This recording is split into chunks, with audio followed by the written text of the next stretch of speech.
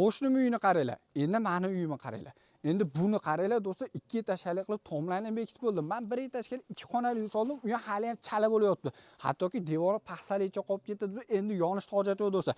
Kuniga xohlasiz 600 ming so'm, xohlasiz 1 million 200 ming so'm daromad deb edixon. Asosiysi vodiy bo'lib 3 kunda dastlabki ustanovkalar chiroyli holatda qilib berishaydigan 10 ta qolipi do'stlar. Kesaydigan reskalar, undan tashqari subatcho'lar, liniyal hamma yo'qlari shunday holatda qilib berishadi do'stlar.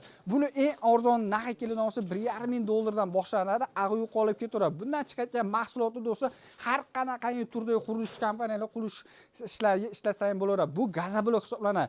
Buni bir donasidan 5 ming so'mdan foyda ko'rish bo'ladi. Bundan chiqayotgan mahsulot mana shu liniyada 120 tadan boshlab turib 2 sana oshib chiqadi do'stlar. Bemalol kuniga 100 dollardan daromad topsangiz bo'ladi. Bu pol avtomatini ustanovkasi keladigan bo'lsa do'stlar 10 ta qolipi mana shu komplekt hammasi 6,5 ming dollar. Vodiy bo'ladi, dastlabki ustanovkalari bepul bo'ladi. Qo'yin joylaysiz, kelishgan holatda pastki nomerga aloqa chiqarasiz.